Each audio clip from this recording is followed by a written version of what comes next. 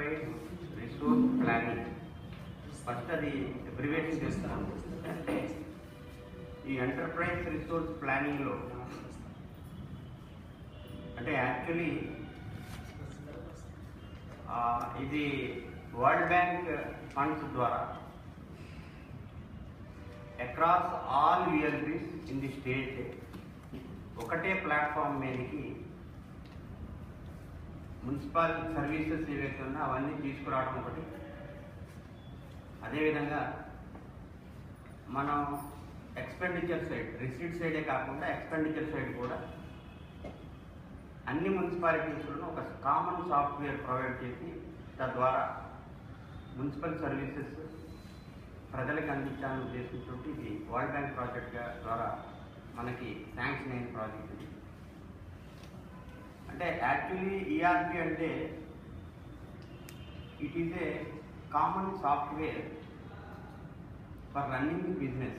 Business అంటే మన బయట బిజినెస్ కాదు, బిజినెస్ అంటే మున్సిపల్ బిజినెస్.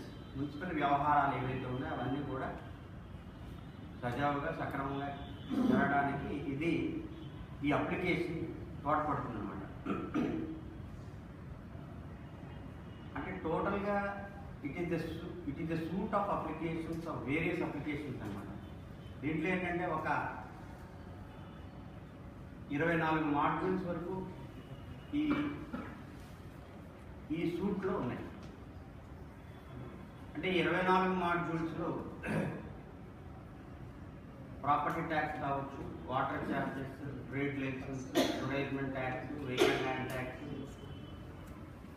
అట్లాగే works module, finance module, HR module, council management, తర్వాత మ్యారేజ్ రిజిస్ట్రేషన్, ఏవైతే ఉన్నాయో అన్ని సర్వీసెస్ కూడా, ప్రతి సర్వీసెస్ కూడా ఈ మాడ్యూల్స్ ద్వారా మనం చేయాల్సిన అవసరం ఉంది. అయితే ఇప్పుడు రెవెన్యూ మాడ్యూల్స్కి మనం ఇప్పుడు ప్రస్తుతం ఉపయోగిస్తున్న మాడ్యూల్స్లో ప్రాపర్టీ ట్యాక్స్ మాడ్యూల్ ఒకటి, అట్లాగే vehicle land tax, trade licence, తర్వాత అడ్వర్టైజ్మెంట్ ట్యాక్స్, ఇవన్నీ కూడా రెవెన్యూ మాడ్యూల్స్